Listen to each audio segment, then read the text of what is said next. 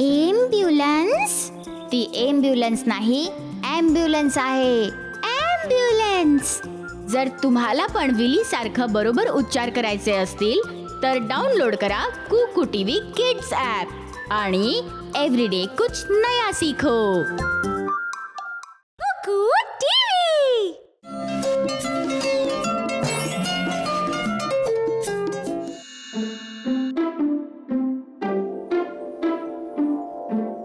ते काय आजोबा? मला तिथे काहीतरी दिसतंय.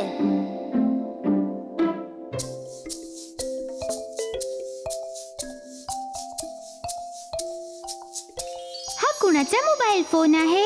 मला नाही माहित, पण आता आपल्याला हा मिळालाय तर आपण यावर गेम खेळू शकतो. अजिबात नाही. हा आपला फोन नाहीये. आपण हा फोन पोलीस ऑफिसरला देऊया जे पोलीस स्टेशन मध्ये आहेत. पण का आजोबा? आपल्याला सापडलाय म्हणून आपण ठेवला पाहिजे ना. नाही, हे चुकीचं आहे मुलांनो. मुलांनो, मी तुम्हाला एक गोष्ट सांगतो.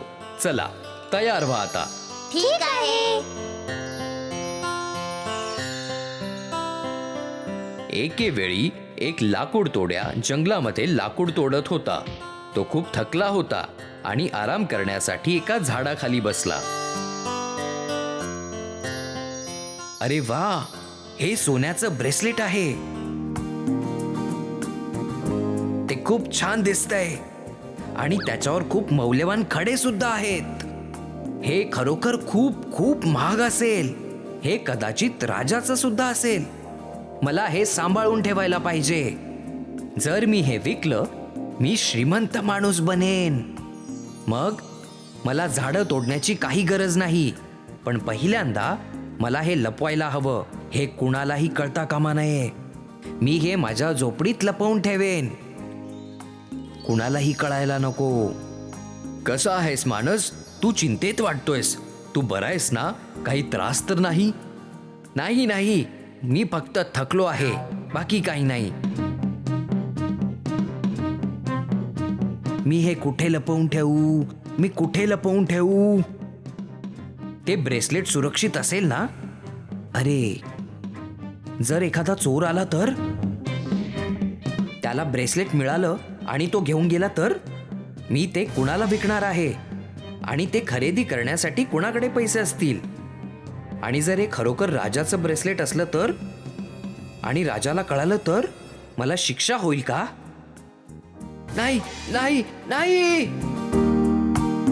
असं 3 दिवस चालत राहिलं आणि लाकूड तोड्या घराच्या बाहेर सुद्धा गेला नाही. तो खूप घाबरला होता. त्याने 3 दिवस खाल्लं सुद्धा नाही आणि त्यामुळे तो कमकुवत झाला. मला माहितीये काय करायचंय ते.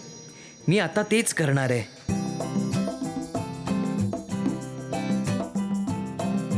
साहेब, मला हे ब्रेसलेट जंगलात सापडलं होतं.